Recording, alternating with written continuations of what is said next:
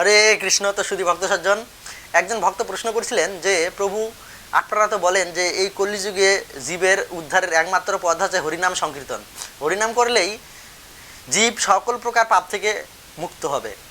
তো আপনারা আবার বিভিন্ন রকম একাদশী ব্রত এবং বিভিন্ন রকম জন্মাষ্টমী, রাধা অষ্টমী, গৌর পূর্ণিমা ব্রত এবং তুলসী আরতি, গরু আরতি এবং মঙ্গল আরতি করতে বলেন, এর কারণটা কি?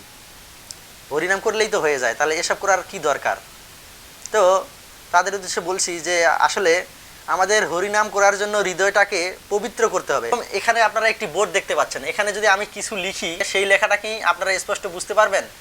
পারবেন না, কেননা এই বোর্ডটা আগেই অপরিষ্কার হয়ে আছে এবং পরিষ্কার করার পর আমরা যদি এখানে কিছু লিখি তাহলে আপনারা পরে সেটা স্পষ্ট দেখতে পাবেন। এখন আপনারা স্পষ্ট দেখতে পাচ্ছেন, তাই আমাদের হৃদয়টাকে এমন তৈরি করতে হবে যাতে আমাদের হৃদয়টা এই হরিনামটা ধারণ করার মতো উপযুক্ত হয়।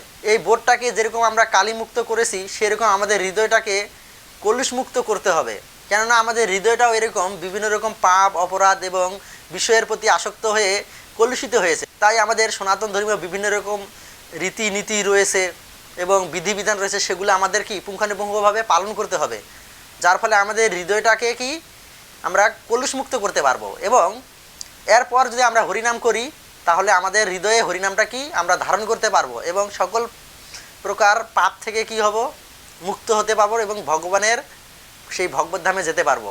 তাই শাস্ত্রে বলা হয়েছে যে অপরাধ শূন্য হয়ে লহ কৃষ্ণ নাম। তাই কৃষ্ণ নামটা আমাদের নিতে হবে অপরাধ শূন্য হয়ে। হরে কৃষ্ণ।